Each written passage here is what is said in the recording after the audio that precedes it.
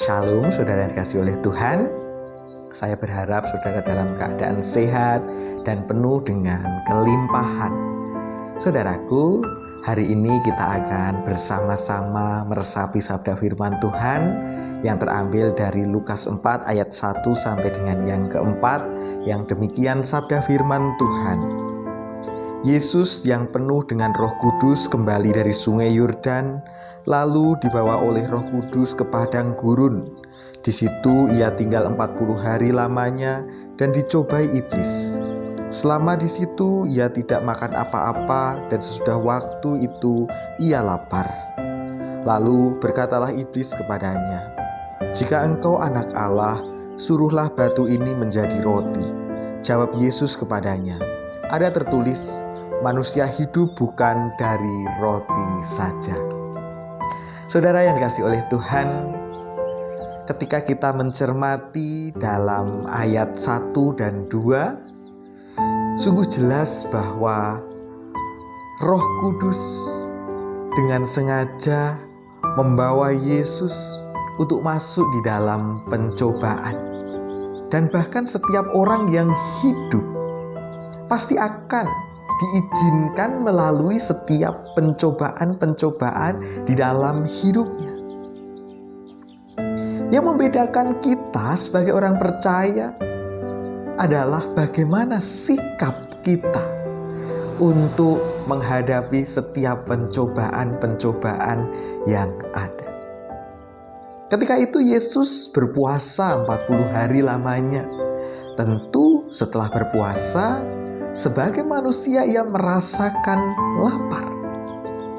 Lalu dalam keadaan yang demikian, iblis masuk dengan celah keadaan yang lapar tersebut untuk meminta Yesus untuk mengubah batu menjadi roti.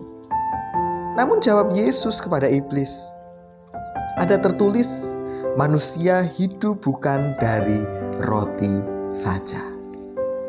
Saudara yang dikasihi oleh Tuhan, melalui apa yang kita baca hari ini, bahwa setiap kita manusia seringkali diperhadapkan dengan pencobaan-pencobaan, pergumulan-pergumulan, persoalan-persoalan hidup yang berkaitan dengan perut, yang berkaitan dengan kecukupan kita, kebutuhan kita. Dan seringkali iblis hadir untuk menggoda. Ketika kita lapar, kita menjadi goyah iman. Lalu kita bisa jadi menghalalkan segala cara untuk mendapatkan makanan asal perut kita kenyang. Namun di sini Tuhan mengingatkan melalui apa yang telah dialami oleh Yesus ketika ia dicobai, bahwa manusia hidup bukan dari roti saja. Kita hidup bukan hanya untuk kepuasan, bukan hanya untuk memuaskan diri sendiri, bukan hanya untuk memuaskan tubuh.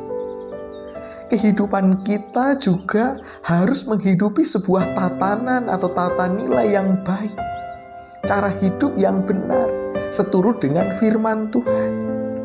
Kita diajak untuk menghidupi proses perjalanan kehidupan bukan hanya sekedar kita menjadi kenyang, menjadi cukup. Namun bagaimana dalam menjalani kehidupan supaya cukup itu juga berpikir atau menghidupi sabda firman Tuhan. Firman Tuhan menjadi dasar dalam kita mencari sebuah kecukupan di dalam hidup ini. Jangan sampai kita sembrono ketika kita hanya memikirkan tentang perut, tentang keadaan jasmani saja. Terkadang kita lupa akan hal-hal yang rohani yang semestinya kita hidupi, tatanan yang benar seturut firman Tuhan yang semestinya kita jalani.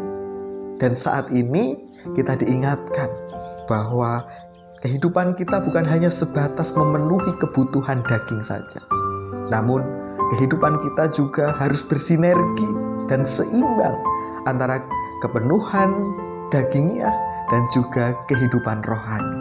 Mari terus menjaga laku kehidupan kita untuk tetap hidup di dalam kebenaran. Perjalanan hidup kita bukan sendiri, namun bersama Tuhan. Dengan demikian jangan pernah takut, jangan pernah khawatir akan apa yang kita makan. Karena Tuhan sumber segalanya. Ia adalah Allah kita yang tidak pernah membiarkan kita kelaparan. Ia memenuhi setiap kebutuhan kita. Yang terpenting bagaimana kita selalu berusaha menyongsong berkat Tuhan di dalam kebenaran. Semangat menjalani kehidupan. Tuhan Yesus memberkati.